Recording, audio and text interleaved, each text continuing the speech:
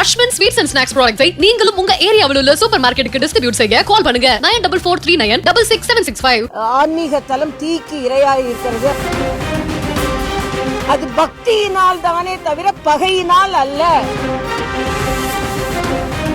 கும்பிடும் நகரமாக இருக்கின்ற இந்த மதுரையை குப்பை நகரமாக நீங்க எல்லாம் தூர்வாரலன்னா நாங்களாம் தூர்வாருன்னு சொன்ன உடனே தூர்வாரதை விட்டுட்டாங்க. அவரை வாருன்னு வாரினாங்க. அது அப்படிலாம் சொல்ல முடியாது. காங்கிரஸ்காரங்கிட்ட முதல்ல அது கேட்குறீங்களாப்பா? செப்டம்பர் 17 நமக்கு கும்பாபிஷேகம். ஆனா உள்ள இன்னும் பணிகள் நிறைவடைய வேண்டி இருக்குது. ஏற்கனவே இங்க தீ விபத்து நடந்த போது நான் மாநில தலைவராக இருந்து வந்து பார்த்தோம். நாங்க இவ்வளவு பெரிய ஒரு கலாச்சார ஆன்மீக தலம் தீக்கு இரையாய் இருக்கிறது, அதை உடனே சரி செய்யணும்னு. இன்னைக்கு அந்த மண்டபம் கூட இன்னும் முழுமையாக சரி செய்யப்படவில்லை என்பதான் நாங்க இப்ப பார்த்தது. அதனால அரசாங்கம் அதிக கவனம் செலுத்தி என்ன கேட்டா இங்கேயே அமர்ந்து அதிகாரிகள் முழுவதுமாக அறநிலையத்துறை அமைச்சர் முழு கவனத்தை இங்க செலுத்தி இதை எல்லாவற்றையும் சரி செய்ய வேண்டும். இங்க எங்களது சகோதரர்கள் சிலவற்றை சுட்டி காண்பித்தால் அது பக்தியினால் தானே தவிர பகையினால் அல்ல.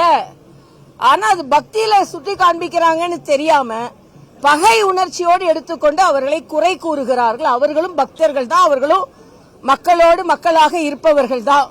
நீங்க ஆட்சிக்கு வந்திருக்கிறீங்க, மீனாட்சி அதுக்கு துணை புரிந்திருக்கிறாள். அந்த மீனாட்சிக்கு பழமை மாறாமல் இதை புதுப்பிக்க நீங்கள் துணை புரிய வேண்டும் என்பது எனது ஒரு பக்தையாகிய எனது தாழ்மையான கருத்து. அதே மாதிரி மதுரை ஆன்மீக நகரம் என்பதில் எந்த மாற்று கருத்தும் இல்லை. கும்பிடும் நகரமாக இருக்கின்ற இந்த மதுரையை குப்பை நகரமாக மாற்றி வைத்திருக்கிறார்கள். இந்த பாராளுமன்ற உறுப்பினர் வெங்கடேசன் அவர்கள் எங்கெங்கெல்லாம் எது நடந்தாலும் பாப்பாரு, மதுரையில எது நடந்தாலும் பார்க்க மாட்டார். அவ்வளவுதான். அவருக்கு மணிப்பூர், குஜராத், உத்தரப்பிரதேசம் இத மாதிரி இடங்கள்ல, டெல்லியில, ஆனா தனக்கு ஓட்டு போட்ட இந்த குடியிருக்கிற இந்த இடத்துல இன்னைக்கு சொல்றாங்க வைகையில 70 அடி குப்பை மணல் இருக்குது, 30 அடி தான் மழை வந்தாலே தண்ணி கொள்ளுது என்று. ஆக அதனாலதான் வந்த ஆளுநர் இப்படி இருக்கே, நீங்க எல்லாம் தூர்வாரலன்னா நாங்களாம் தூர்வாருன்னு சொன்ன உடனே தூர்வாரதை விட்டுட்டாங்க. அவரை வாருன்னு வாரினாங்க. அந்த அவர்லேண்டு எவர்லேண்டா இருக்குன்னு எனக்கு தெரியல. அவர்லேண்டு எவர்லேண்டுக்கு போய் பணம் வருதுன்னு அவ தெரியல. ஏன்னா இவங்களை குறை சொல்லிக்கிறார்கள். இவர்களெல்லாம் அமர்த்தியவர்கள் தான் அவங்க. அதனால அந்த குப்பையை அள்ளுறதுல கூட பெரிய பிரச்சனை இருக்கு. குப்பைக்கு கீழே மணலை போட்டு அதிக டன்னை காமிக்கிற ஊழல்லாம் நடந்து கொண்டிருக்கிறது. ஆக குப்பையில் கூட ஊழல் செய்ய முடியும் என்றால் அதற்கு கம்யூனிஸ்டுகள், திமுக இப்ப உள்ள ஆட்சி அதை தடுக்கணும். மதுரையில 100 வார்டு ஆகும் பொழுது ஏற்கனவே வார்டுல இருந்தவங்க 6100 ரூபாய் அவர்கள் இணைப்புகளுக்காக அவர்கள் கட்டி இருக்கிறார்கள். அது போதாது, புதுசா கட்டணும் அப்படின்னு அரசாங்கம் சொல்வதாக நான் கேள்விப்பட்டேன்.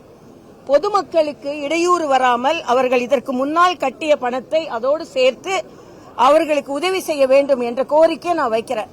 அதே மாதிரி வைகை இன்னைக்கு வான் பொய்த்தும் தான் பொய்யா வைகை எப்படி இருக்குது நம்ம பார்த்து கொண்டு இருக்கிறோம். நேற்றைய தினம் நடந்த தென்பகுதி முதலமைச்சர்களின் மாநாடு மிக மிக ஆரோக்கியமான ஒன்று.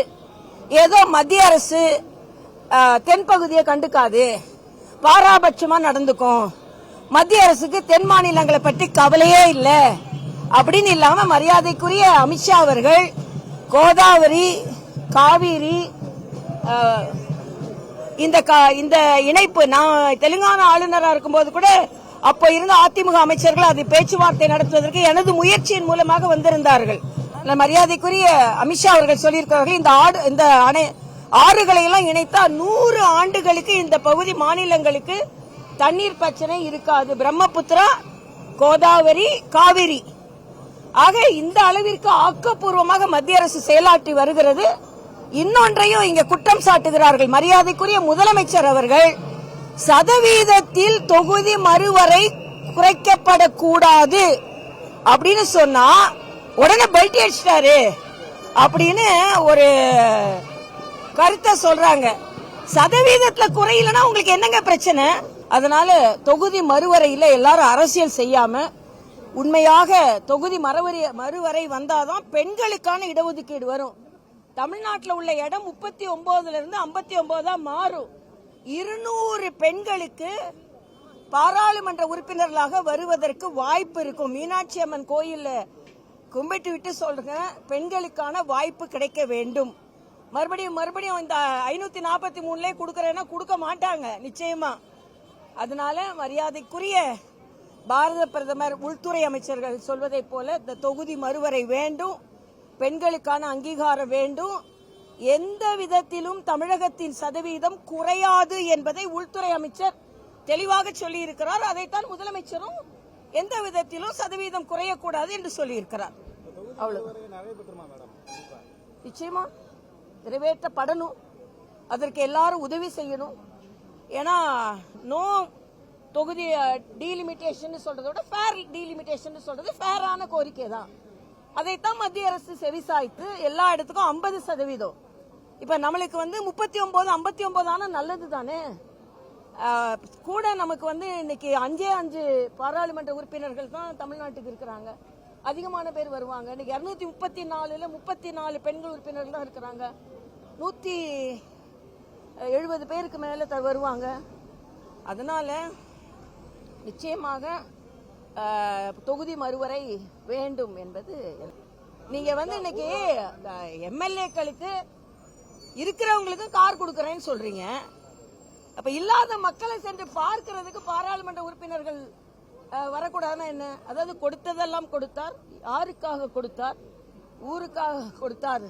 ஒருவருக்காக கொடுத்தார், ஊருக்காக கொடுத்தார்னு பாடினாங்க. நம்ம நல்லா அழகா பாடினாங்க. ரொம்ப புதிய சட்டமன்ற உறுப்பினர். ஆனா கொடுத்ததெல்லாம் கொடுத்தார், இருப்பவருக்கே கொடுத்தார், இல்லாதவருக்காக கொடுத்தார் அப்படின்னு கேள்வி கேட்கணும். நீங்க பாத்தீங்கன்னா ஒருத்தருக்கு 15 கார் இருக்கு, கேள்வி கேட்டவருக்கே 2 கார் இருக்கு.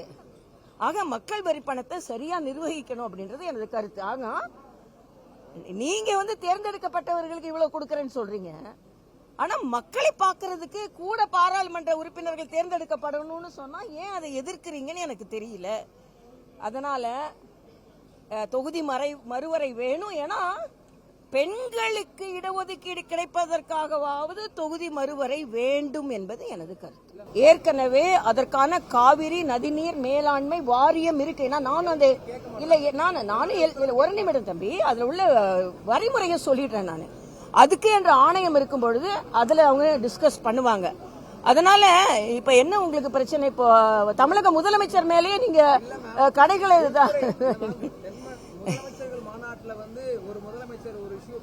இல்ல, அவங்க பேசலன்னு உங்களுக்கு எப்படிமா தெரியுமா? செய்தி வரல.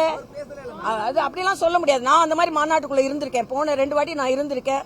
நாங்க நிறைய பேசுவோம், செய்தி குறைவா தான் வரும். அதனால நிச்சயமா தமிழ்நாட்டின் உரிமைகளை யாரும் விட்டுக் கொடுக்க மாட்டாங்க.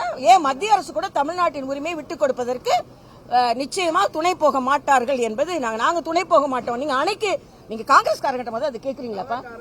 இல்ல ஒரு நிமிடம், காங்கிரஸ்காரட்ட போய் கேட்கல, மாணிக் தாக்கூர் போய் கேட்க வேண்டியதானே. மாணிக் தாக்கூர் எங்களை குறை சொல்றாரு, போராடுறவங்கள குறை சொல்றாரு. ஆனா ஆட்சியில் இருக்கவங்கள குறை சொல்ல மாட்டாராம்.